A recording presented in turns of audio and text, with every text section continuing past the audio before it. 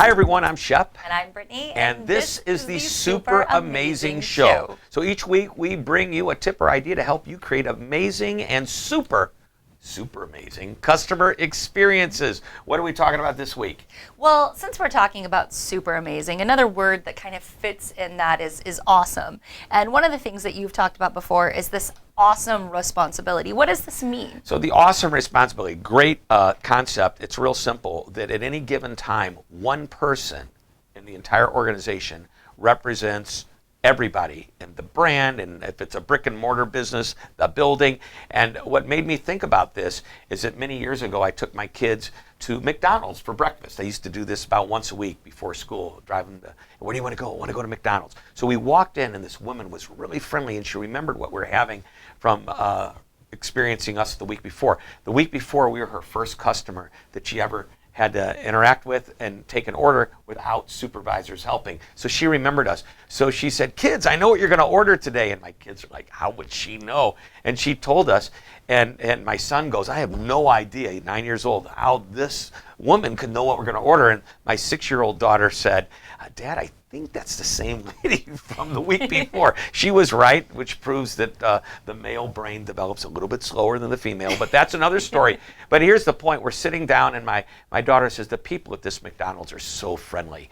And I thought about it and I said, you know what, you're almost right. It wasn't the people, it was one person, the person. And the point I'm trying to make here is that at any given time, whoever our customers are talking to, that one person represents our brand. So if you've got 1,000 people on the front line and one of them hasn't been properly trained, or you've made a bad hire and that's the customer, or that's who is interacting with the customer, guess what the customer thinks of the entire company?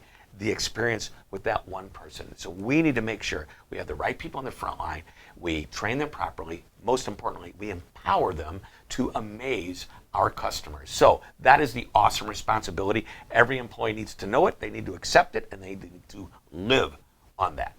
And I think a great way to encourage this with your teams is to start a meeting by saying, what's something awesome that you did in the past week? What's an example of an interaction that you elevated into a memorable moment? And for those of you who are managers, what a great opportunity to look for. Seeing someone on your team going above and beyond and making them the awesome employee of the week. Or when you see someone who's not awesome, using that as a learning moment to say, you know what, I would have loved to have seen you do in this situation is this, or wouldn't it have been awesome if, taking the opportunity to remind them that at any given time, anyone can be the acting chief experience officer of your company, the awesome officer of your company. The CEO of the moment. The CEO of the moment, all of the titles, all of the acronyms, all of the things. Make sure your team knows it's up to them to be awesome. And take the awesome responsibility. We will see you next week with another super amazing tip. It's going to be awesome. Don't miss it.